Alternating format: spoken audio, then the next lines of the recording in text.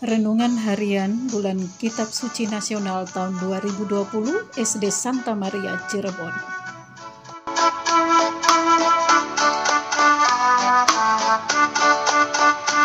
Suster, Bapak Ibu Guru yang saya hormati, dan anak-anak dari kelas 1 sampai kelas 6 yang Bapak cintai. Selamat pagi.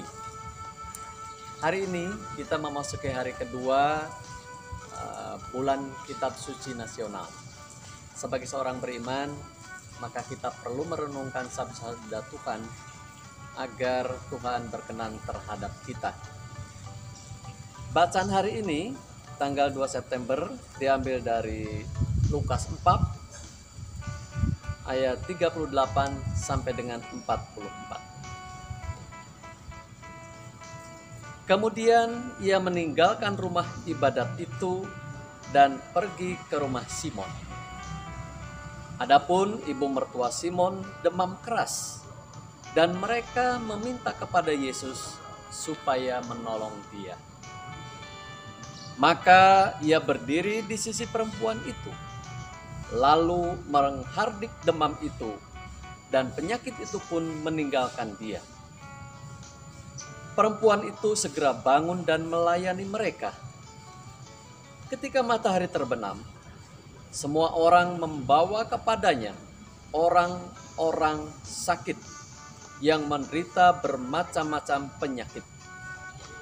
Ia pun meletakkan tangannya atas mereka masing-masing dan menyembuhkan mereka. Dari banyak orang keluar juga setan-setan sambil berteriak, "Engkau adalah anak Allah." Lalu ia dengan keras melarang mereka dan tidak memperbolehkan mereka berbicara, karena mereka tahu bahwa ia adalah Mesias. Ketika hari siang, Yesus berangkat dan pergi ke suatu tempat yang sunyi. Tetapi orang banyak mencari dia, lalu menemukannya dan berusaha menahan dia supaya jangan menimbulkan mereka. Tetapi ia berkata kepada mereka, "Juga di kota-kota lain, aku harus memberitakan Injil Kerajaan Allah, sebab untuk itulah aku diutus." Dan ia memberitakan Injil dalam rumah-rumah ibadat di Yudea. Demikianlah Injil Tuhan. Terpujilah Kristus. Dari bacaan yang kita dengar tadi, ada ayat yang jelas sangat perlu kita renungkan. Dikatakan bahwa juga di kota-kota lain, aku harus mewartakan Injil Allah, sebab untuk itulah aku diutus. Bapak Ibu Guru, Suster, serta anak-anak yang dikasihi Tuhan, kita semua pasti pernah mendengar tentang Bunda Teresa. Bunda Teresa adalah seorang yang dengan gigih mewartakan kerajaan Allah di Kalkuta, India.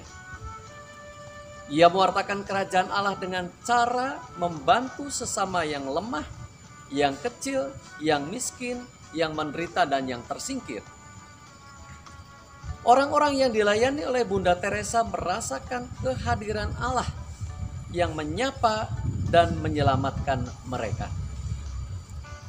Bunda Teresa memberikan dirinya untuk orang miskin.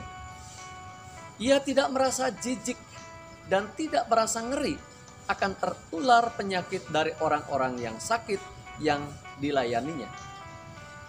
Ia membantu mereka dengan tulus dan penuh kasih sayang.